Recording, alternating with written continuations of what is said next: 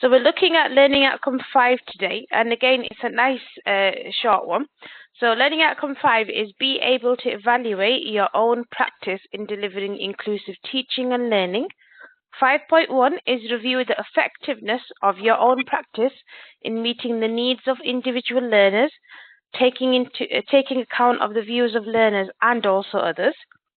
And then 5.2 is identify areas for improvement in own practice in meeting the individual need of learners. So I'll go on to here and there. So again, 5.1 is a very big mouthful reading this question. So review the effectiveness of your own practice in meeting the needs of individual learners, also taking account of the views of learners and others. So with this, all we're talking about is inclusive learning. So because you're going to be looking at meeting individual needs, listening to them, you know, what feedback they've got, what opinions they've got, what opinions and feedback your colleagues may have. So just to try and help you do an inclusive practice on here overall. So when we talk about inclusive practice, it just actually helps any type of educator to be able to put down or accommodate for a range of different needs that each learner have, because there's a whole different range of needs that every student has, and you're trying to accommodate everything in aspect for them, aren't you? You know, somebody needs to have be closer to the whiteboard. Somebody might not be able to hear very clearly, so you need to get them to sit closer to you. Someone might have an English as an additional language need, so you need to have them either seated next to a student that can assist them, speak to them, or have a member of staff with them. So there's so many diverse needs there. And in total, we're just working and doing our best to try and remove any type of barriers or reduce these barriers to learning so that they can, you know, learn efficiently as well. Because we know if we're not feeling comfortable, if we don't understand something, and I know personally this is for me as well, if I'm in a classroom situation and I don't quite feel like my needs have been met, or if I feel like I'm being left out, or there's some particular words that I don't understand, there's some particular things that I'm not really sure about, it really does put a barrier. It stops me from learning in the best way I can. So we've got a very difficult job when it comes to especially a classroom environment where you've got a lot of students you're looking at. You really need to try and juggle so many different factors and, you know, help those 30-odd students that are within your classroom. Now, to do this, you can do it in a lot of different ways, and I've got a few ways that I've listed down. Yes, there you go. So to try and meet the needs of individual learners, you're going to try and get as much detail as possible. So you want to get feedback from your learners and also from others. So others are other people who are like teaching professionals, parents. You might have a specialist that comes into, like a behavioral psychologist, or somebody, a speech and language therapist. So they are the others. Now, getting as much detail as possible, it can be done quite simply. Just have conversations, you know, find out. It can be nice, friendly conversation where you're just finding about what your students' knowledge is, what areas they might need help with, and getting background information really, and it does help. Other ways you can do assessments as well, like you do. I know within primary schools we have a termly assessment, or a spring assessment, a summer assessment, and so on, where you'll go every at the beginning of each term, you'll carry out an assessment and see where their learning is up to at that point. You're also going to want to consider individual needs as well. So if you've got visually impaired students, you want to sit them closer to the board, have a larger font, handouts or on your board as well. Maybe if they can't see at all, have braille so that they can actually access the work. For hearing impaired, you might want to again have handouts. Have everything that you know that you're physically going to be saying, have it typed out for them so they can follow and read through that. I mean, that's good for a student that's older, maybe an adult or somebody who's in high school, but for the younger children, obviously, asking them to read reams and reams of written work is difficult because they're not going to be able to keep up. You can also face your students if they're hearing impaired, and because they'll be good at they learn to develop how to lip read as well, sign language, hearing loops. So these are ways that you can bring them in and try and reduce those barriers. So again, these points, they're just those basic things that you do unconsciously anyway, that you would have somebody sitting closer to a board if you knew that they hadn't bought their glasses in one day, or if you know that somebody is hard of hearing, you'll make sure that they're closer to the front of the room, closer to where you are, so that they can actually hear you a lot clearly as well. And then there's other ways to do it as well. So say if you're in an exam sort of environment, you might want to get a scribe in. So Geeta, do you know what a scribe is? Is it something that we help writing on the boards, like just keywords or something? Sort of. Do you know, for example, if I was in an exam and I'd broken my hand and I couldn't write, or if I had dyslexia, and you would be there with me, you'd be an official scribe, and I would tell you what my answers are, and you would write them down for me. So that's what a scribe is, somebody who will assist. You wouldn't be there to tell me the answers. You wouldn't be there to say, oh, actually, this is right, this is wrong. You'd just be putting down exactly, either read the questions out to me, and then you would actually physically write down what they are, depending on what my learning needs were. Yeah. But again, it's all done in what your student tells you. So it wouldn't be in your words at all. Some students will get extra time in exams. Sometimes will also be put into separate rooms. There are some students that can get quite anxious or upset, or really, because there's such a diverse array of learning needs and requirements and things that are out there, that sometimes a student will get really anxious, or they will need to sit in a very quiet place. So it might be in a dedicated room where they can just go in one quiet place and sit down and do the exam in that time that they've got. Sometimes you'll get differentiated on a normal classroom basis. You'll get differentiated work, and you already know this. You'll split your work depending on the students' levels. Interventions is a big one again, doing one-to-one help. You'll also adapt your learning environment to suit your learners' needs. So, if you've got a child in your classroom that has to use walking sticks, you're going to want more spaces between the tables, a big walkway. So you will be clearing that up. Or you'll make sure that your sink area in your classroom, the floor is nice and clean all the time, so you're not having any child slipping on the floor. Adapting your room at the moment as well, your temperature and lighting. Now, because of COVID, I remember going back into the classroom after the first lockdown, and we were lucky that every single classroom in my previous setting that I worked in, they had an external door. So we were told that we need to keep those doors open at all times, summer, winter, it didn't matter. It was just to have a flow of air going through. We weren't allowed to have the AC on either because they were worried about cross-contamination between classrooms and things. So that was one of those things that were adapted to suit that particular situation then. So that's some of the points that I could think of. Is there anything that you can think of that you do to meet individual learner needs? And also, when you've listened to their feedback and thought, oh, okay, I can change this for you. What do you do? To be honest, the same things what you have just gone through, we do every day. Like I've got a child in my class who has got kind of skin condition.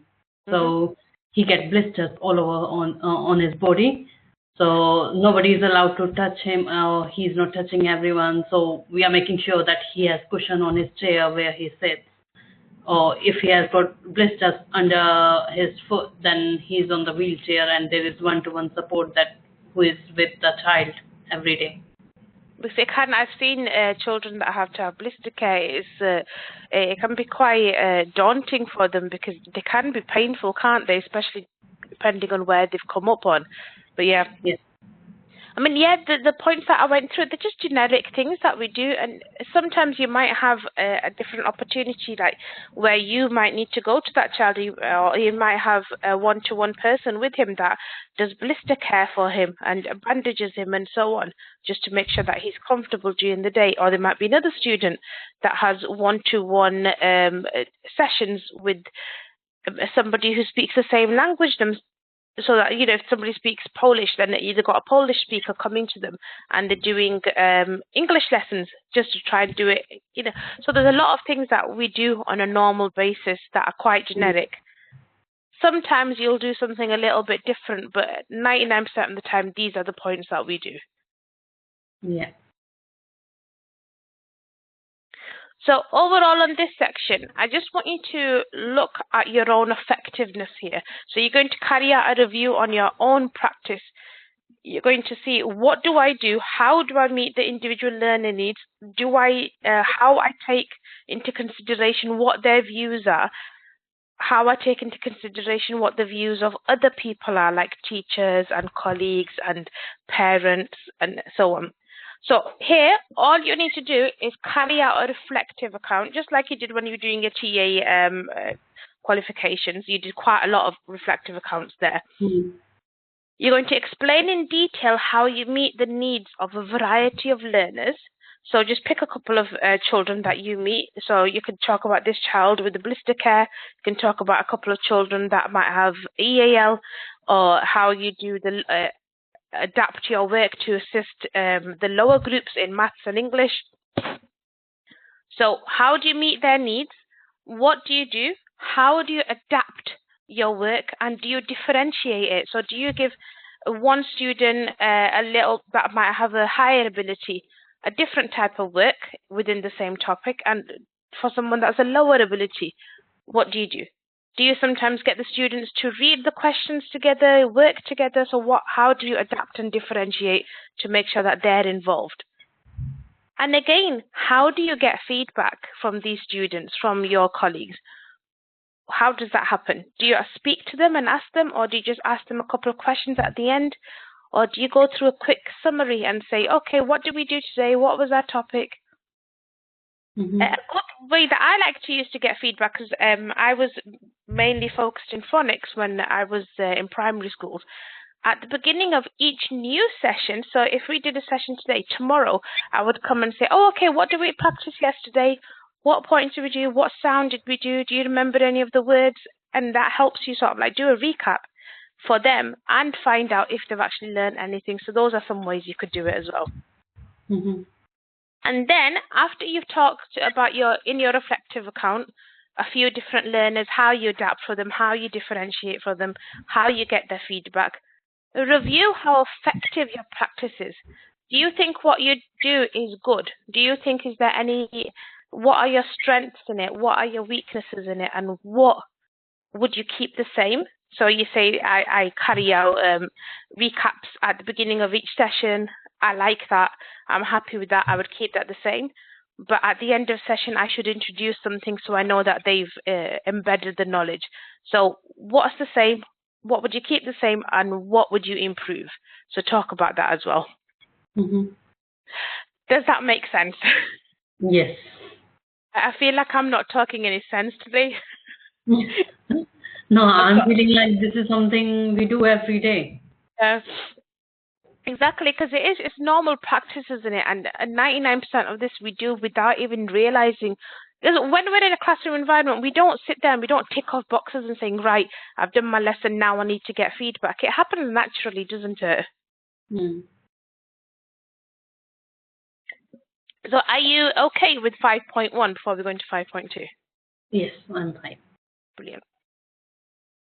Now, 5.2 is identify areas for improvement in your own practice in meeting the individual needs of learners. Now, you've actually done 5.2 anyway, and you just probably need to do a paragraph or so to complete it. So on here, you need to identify your strengths and your areas for improvement, and you've already done this. You've carried out a SWOT analysis, and you've done a personal development plan. So you're going to use your personal development plan to identify any areas for your further personal development. Now, before with your personal development plan, what you've done is you've talked about what career route you want to go down, and that's fine. What I'd like you to do is use that same development plan, but put down a couple of points on what practice you want to improve. See what areas you think need improvement. So mine, for me, when I was in schools, was behavior management. That was something that I really needed to work on, because I start feeling sorry for the little kids, and I know that you shouldn't, and you start thinking, oh no, we don't want them to do this, or they shouldn't be having a timeout. But it's counterproductive if one person is saying you're going to have to do, you've done something silly, you need to take a time out, and then another staff member saying, oh no, it's not, you don't need to do it. So that was one of my areas that I needed to work on. So that's the type of example. So it might be time management, behavior management. You might want to learn new skills and how to differentiate your work, make your activities more fun and accessible.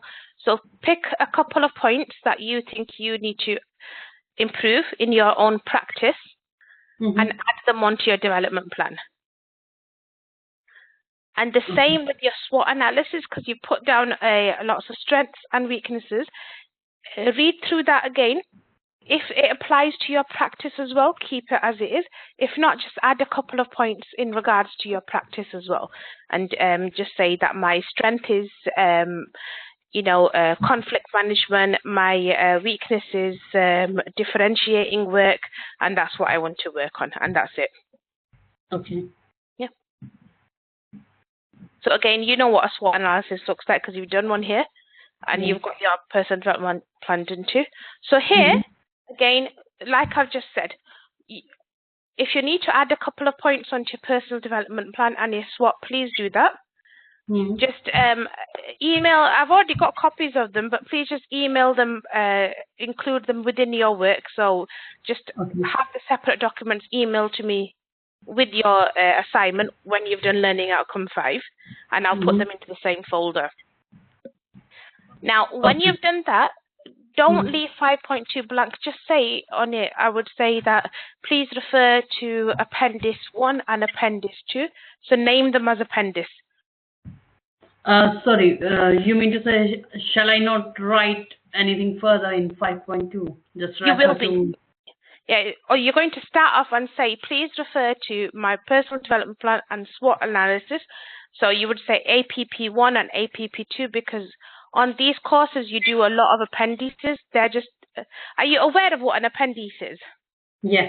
Yeah, good, fantastic. So yeah, just name, when you do email them back to me, do APP1 for one of them, and then do personal development plan, and then retitle SWOT as APP2, and then change that. Yeah, so in your titling. Okay. Is that okay? Is that making sense? Yeah. So just before I start this to write, I should give a reference for APP1, yeah? Yeah, just say on 5.2, start off with, please refer to my personal development plan, and then in brackets APP1, and then my SWOT analysis APP2, and then all you've got to do is put down a paragraph or two of a detailed summary. So summarize what you found. Just cap it all off. So you're just going to include summarize what areas you want to improve, and then tell me, once these have been improved, what sort of impact these will have on your practice. So if you improve your behavior management, what impact will that have? If you improve your planning and your differentiating, what sort of impact will that have? So just pick a couple of points and tell me what you want to improve and how that will impact on your practice. Will that make your work much more interesting? Will the students be more involved? Will you be following the policies and procedures of the workplace? So just points like that. Okay. Yeah. So that was 5.2. Do you want to go over any of these for Learning Outcome 5? No, I'm fine with it. So I'm going to turn this off. There.